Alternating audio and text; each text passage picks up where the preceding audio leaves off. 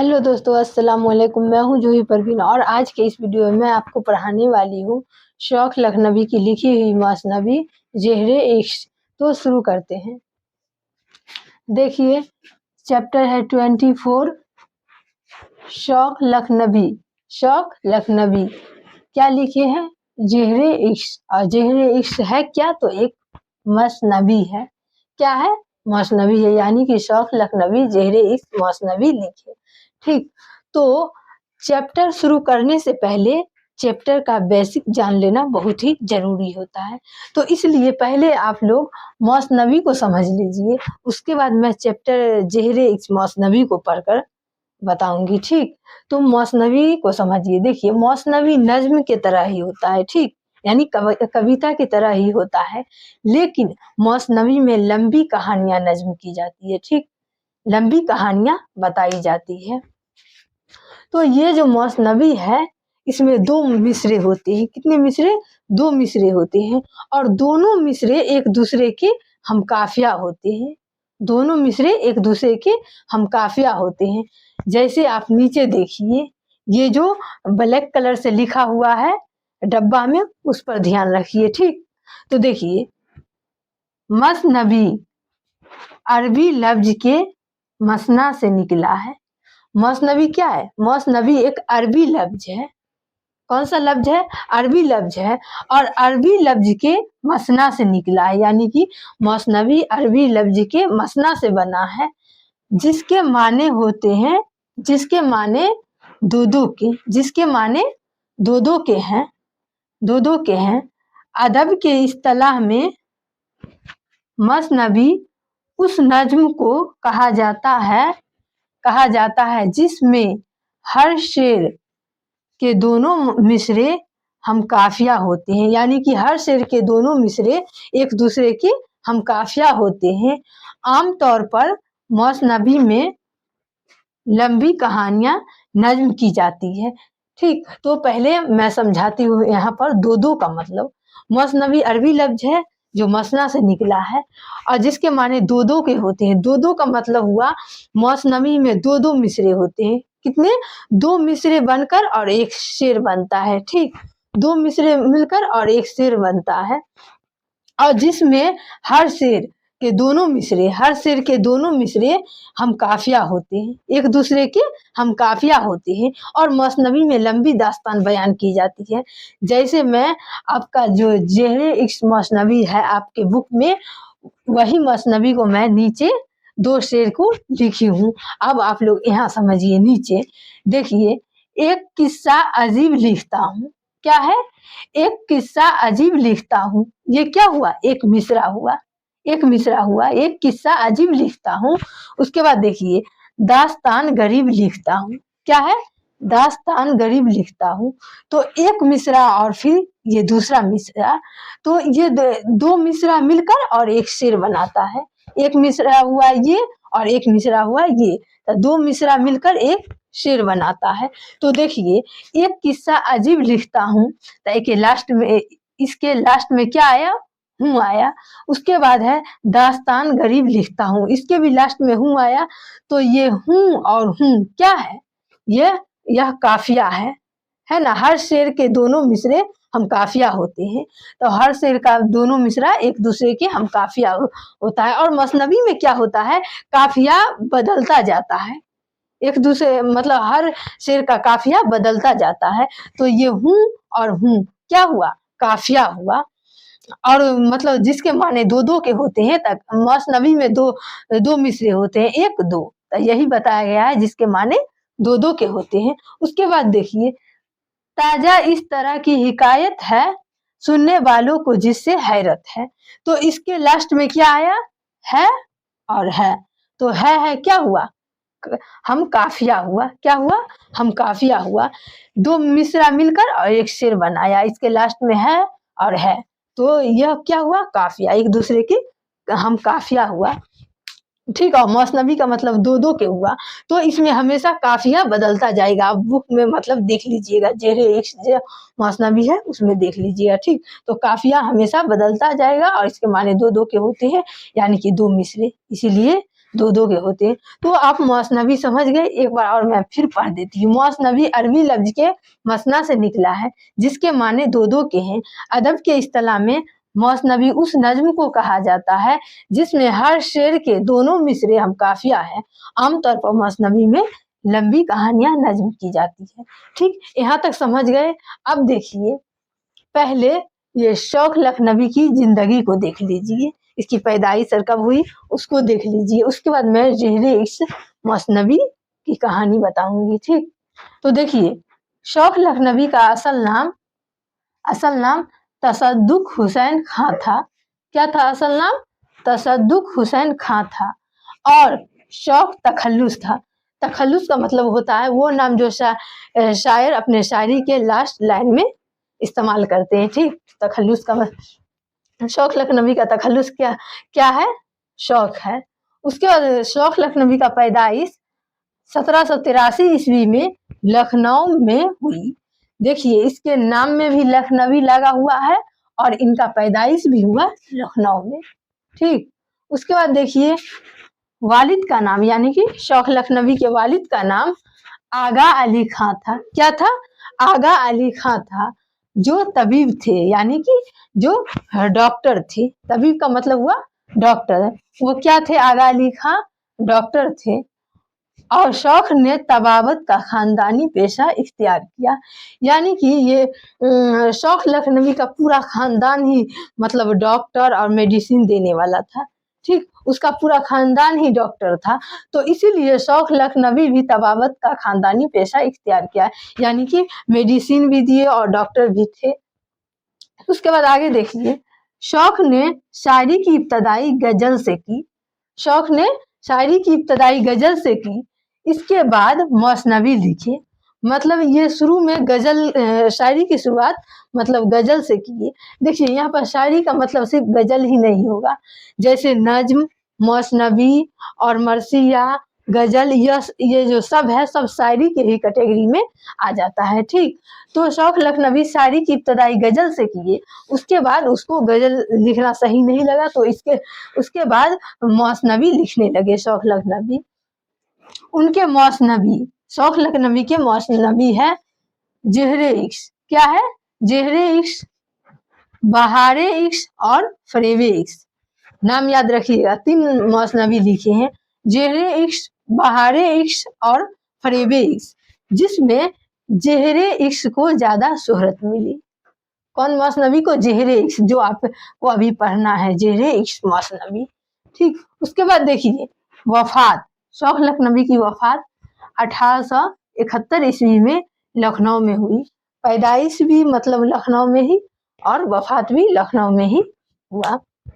ठीक, तो अब आगे समझिए, ये जो ज़ेहरे इश्क मौसनवी है, ये जो ज़ेहरे इश्क मौसनवी है, ये जो मौसनवी ज़ेहरे इश्क मौसनवी का एक इक्तबास पढ़ना है, यानी कि आप लोगों को एक टुकड़ा पढ़ना है ज़ेहरे इश्क मौसनवी का।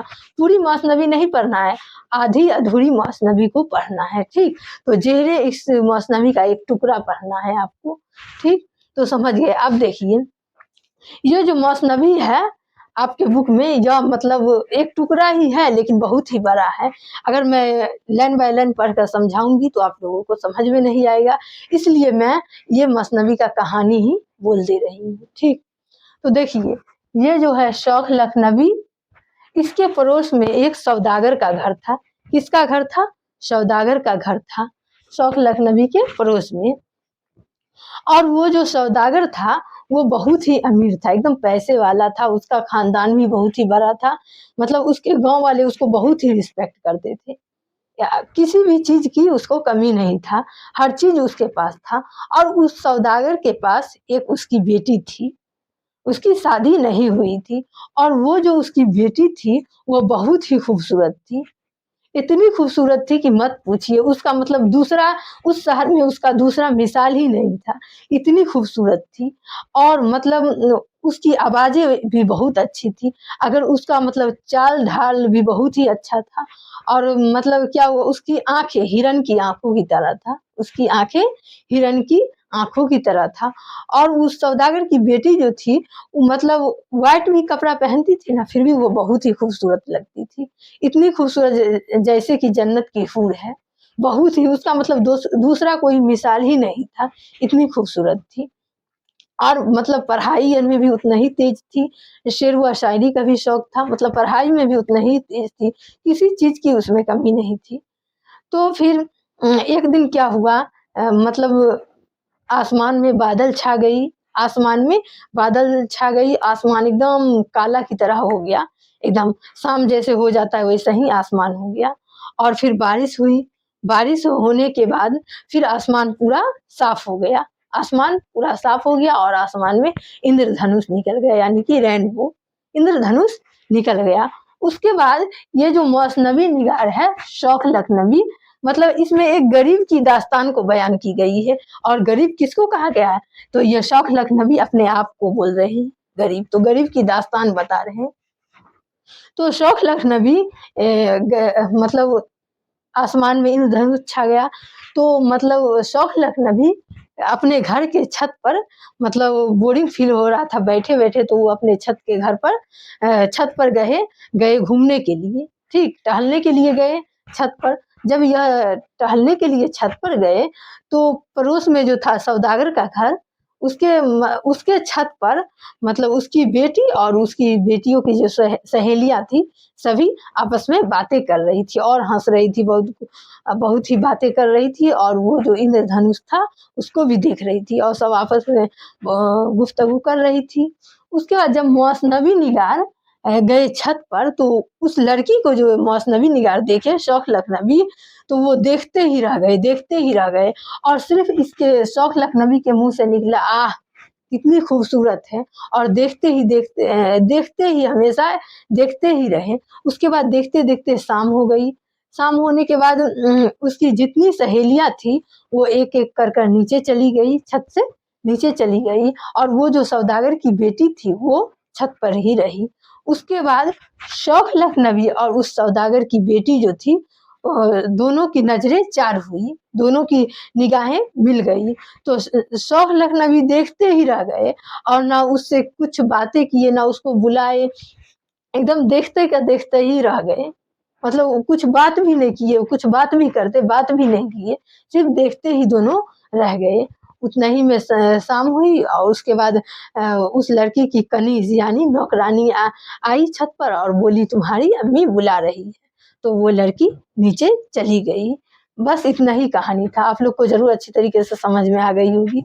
तो मैं अब इसका क्वेश्चन आंसर को बता दे रही हूँ।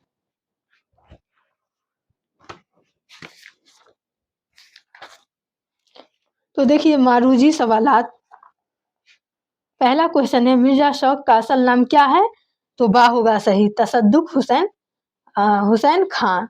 उसके बाद दूसरा क्वेश्चन है मिर्जा शौक की सना पैदाइश क्या है, तो मिर्जा शौक की सना पैदाइश 1783 ईस्वी, दाल सही होगा। तीसरा क्वेश्चन है मिर्जा शौक का खानदानी पेशा क्या था, तो तबावत। उसके बाद चौथा क्वेश्चन है मिर्जा शौक का इंतकाल कब हुआ, तो अलिफ होगा सही, 1871 ईस्वी में। उसके बाद पांचवा क्वेश्चन है मिर्जा शौक की मौसनवी का नाम बताइए, तो जिम सही होगा, फरेबे इक्स। उसके बाद मुख्तसर सवालात देखिए। पहला क्वेश्चन है जेरे नसाब नज्म शायरी की किस सिन्फ से ताल्लुक रखती है, यानी कि आपके जो नसाब में जो जेरे इक्स मौसनवी है यह शायरी के किस सिन्फ से ताल्लुक रखती है, तो मौसनवी से, किससे, मौसनवी से।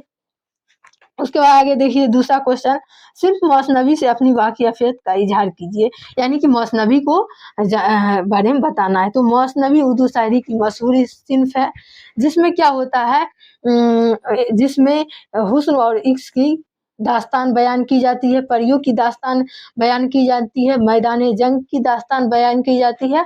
और मौसनवी के माने मतलब मौसनवी अरबी के लफ्ज मसना से निकला है जिसके माने दो दो के होते हैं। और अदब की इस्तिलाह मौसनवी उस नज्म को कहते हैं जिसका हर शेर एक दूसरे के हम काफिया होते हैं और इसमें लंबी कहानियां नज्म की जाती है, लिख दीजिएगा। उसके बाद तीसरा क्वेश्चन है मौसनवी निगार ने शाम का नक्शा किस तरह पेश किया, तो मौसनवी निगार यानी शौख लखनवी ने शाम का नक्शा इस तरह पेश किए कि शाम में आसमान में बादल छा गई और बादल छाने के बाद बारिश हुई और फिर आसमान साफ हो गया और साफ होने के बाद आसमान में इंद्रधनुष निकल गया। उसके बाद मौसनवी निगार छत पर गए। जब छत पर गए तो पड़ोस का जो सौदागर का छत था, उस छत के पर देखे मौसनवी निगार जो सौदागर की बेटी है और अपने सहेलियों के साथ बात कर रही है। फिर मौसनवी निगार और वो जो लड़की थी उनकी दोनों का आंख नजरे एक हुआ और फिर उसकी कनीज आई और उसे बुलाकर ले गई। ठीक, उसके बाद चौथा क्वेश्चन है, मौसनवी निगार ने सौदागर की लड़की की आंखों की मिसाल किससे की? तो किससे की? चश्म गजाल यानी कि हिरन की आंखों से की, हिरन की आंखों से। पांचवा क्वेश्चन है, मौसनवी का खुलासा बयान कीजिए यानी कि जेहरे इश्क जो मैं मौसनवी पढ़ाई हूँ उसमें जितनी ही बातें मैं कहानी बोली हूँ उसको लिख देना है। उसके बाद है तौवील सवालात। तो पहला क्वेश्चन है, मिर्जा शौक लखनवी के हालात मुख्तसर बयान कीजिए। तो मिर्जा शौक लखनवी की जिंदगी हालात को आपको लिखना है, तो यही सब लिख दीजिएगा। ठीक, उसके बाद है दूसरा क्वेश्चन, मिर्जा शौक लखनवी की मौसनवी निगारी पर चंद सतरे लिखिए यानी कि मिर्जा शौक लखनवी के मौसनवी के बारे में आपको लिखना है। उसका तीसरा क्वेश्चन है, इसम की तारीफ मिसाल कीजिए। तो इसम यानी संज्ञा, नॉन। ठीक, तो इसम किसी शख्स, चीज या जगह के नाम को इसम कहते हैं। जैसे हुआ गंगा, पटना, शहर, लड़का, लड़की, यह सब क्या हो गया? संज्ञा हो गया यानी कि इसम हो गया। उसके बाद है चौथा क्वेश्चन, जिद बताइए। तो पहला है गरीब, तो गरीब की जिद क्या होगी? अमीर। उसके बाद है हसीन, तो हसीन की जिद क्या होगी? कुबी, क्या होगा? कुबी। उसके बाद है तीसरा क्वेश्चन अर्ज, तो अर्ज की जिद क्या होगी? समाए। उसके बाद इज्जत, तो इज्जत की जिद क्या होगी? जिल्लत। उसके बाद है आला, तो आला की जिद क्या होगी? अदनी। तो स्क्रीनशॉट लेना चाहते हैं तो ले लीजिए। तो अगर आपको चैप्टर से रिलेटेड कोई भी कंफ्यूजन हो तो कमेंट करके बताइएगा और अगर चैनल पर नए हैं तो चैनल को सब्सक्राइब कर लीजिए। इससे आपको यह फायदा होगा कि मेरा आने वाला लेटेस्ट वीडियो की नोटिफिकेशन सबसे पहले आप तक पहुंचे और वीडियो को ज़्यादा से ज़्यादा शेयर कीजिए।